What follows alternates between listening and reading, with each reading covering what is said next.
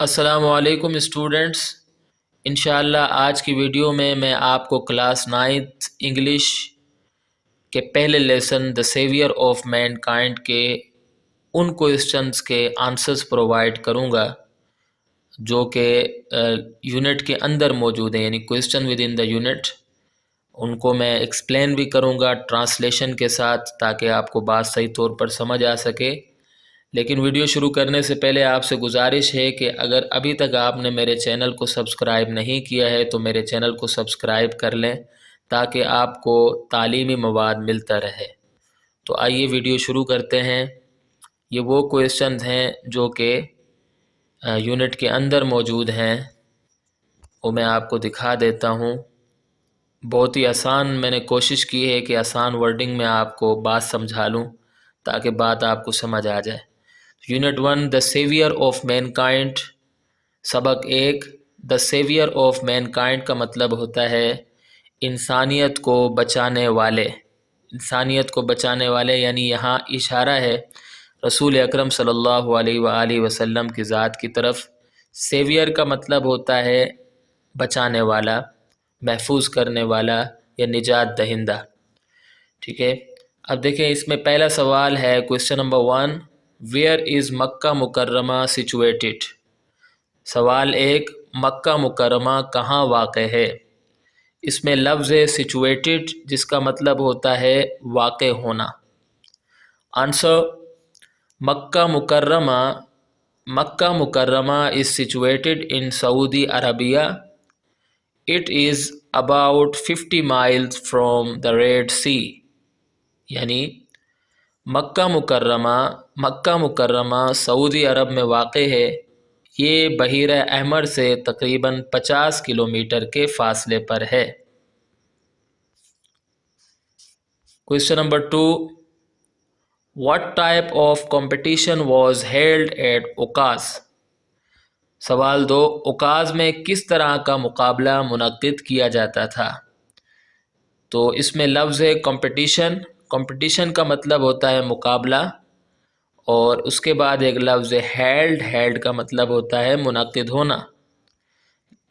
تو اس کا answer poetical competitions were held at Okaz. Okaz میں شاعرانہ مقابلے منعقد کیے جاتے تھے۔ The Arabs were famous for their poetry.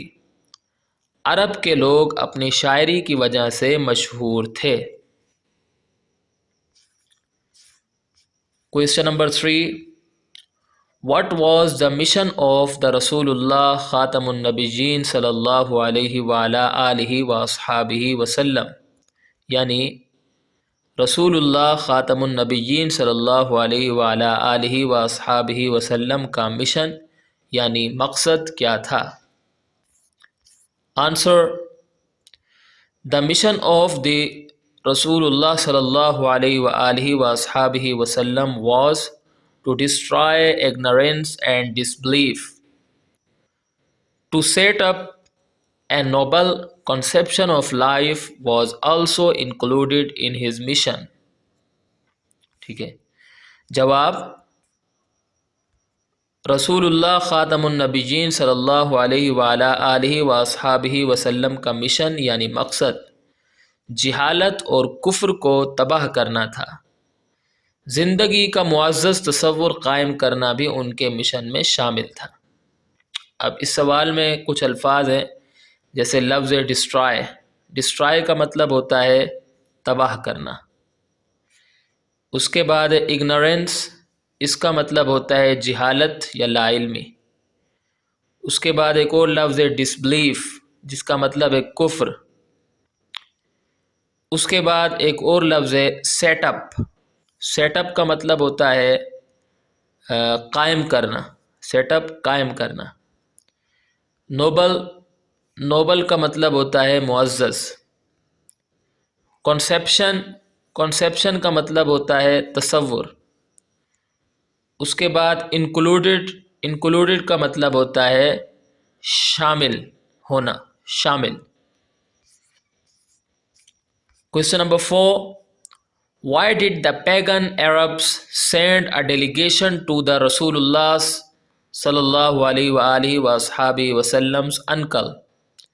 यानी सवाल नंबर 4, मुशरिकीन अरब ने रसूलुल्लाह ख़ातमुन नबिय्यीन सल्लल्लाहु अलैहि वअला आलिहि वअस्हाबिहि वसल्लम के चचा के यहाँ वफ़्द क्यों भेजा।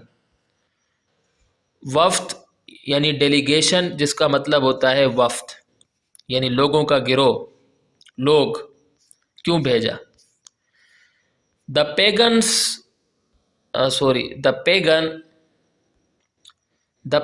Arabs sent a delegation to the Rasulullah sallallahu alaihi wasallam's uncle to restrain him from preaching Allah Almighty's message. They hated Rasulullah's mission sallallahu alaihi wasallam. क्या मतलब होगा?